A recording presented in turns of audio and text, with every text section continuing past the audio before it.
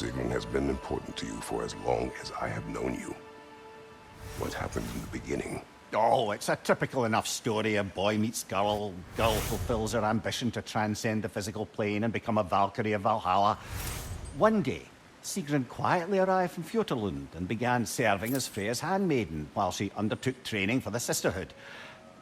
I don't even think we were introduced. I just see her around the court. Of course, I'd observed her loveliness and impressive stature long before we fell to talking. But we seemed cut from different cloth, I suppose. Never occurred to me we'd get along as well as we did.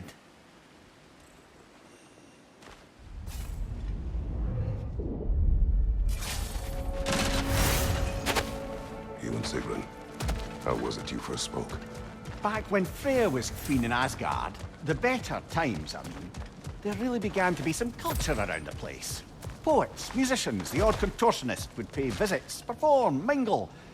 On one occasion, I'd taken a seat expecting to see this balladeer of the lowlands, when Sigrun walked in. Somehow more stunning than I'd ever seen her. And when of all places she chose to sit next to me, well, a lot of very interesting things happened very quickly. But I may need to collect my thoughts while you get us killed again.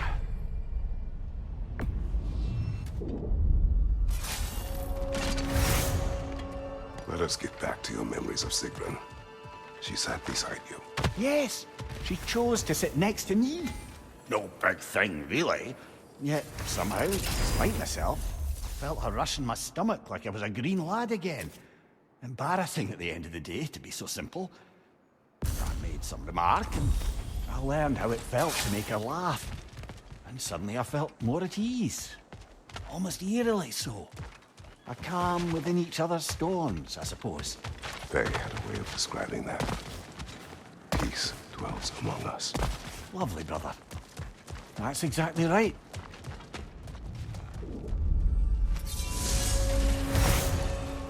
Mimir, you may speak more of coming to know Sigrun. Right. Where were we? After the ice was broken, we fell to talking more regularly, even making a point to do so.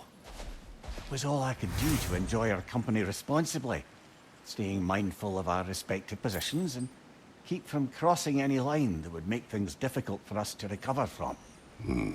Wise. Well, mostly. I'm always wisest in the parts I let myself remember.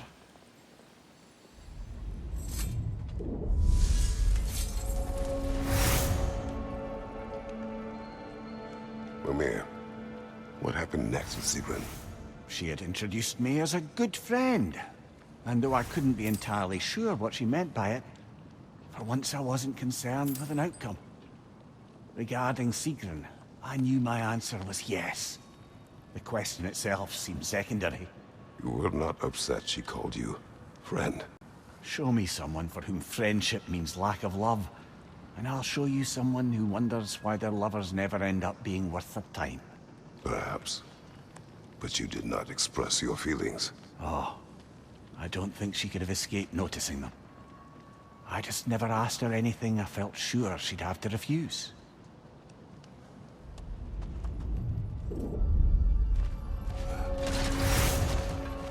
Your relationship with Sigrun. Why so reluctant to tell her how you felt?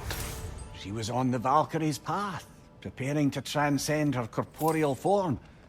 That was her focus, her chosen purpose, and I didn't want to suggest myself as an obstacle.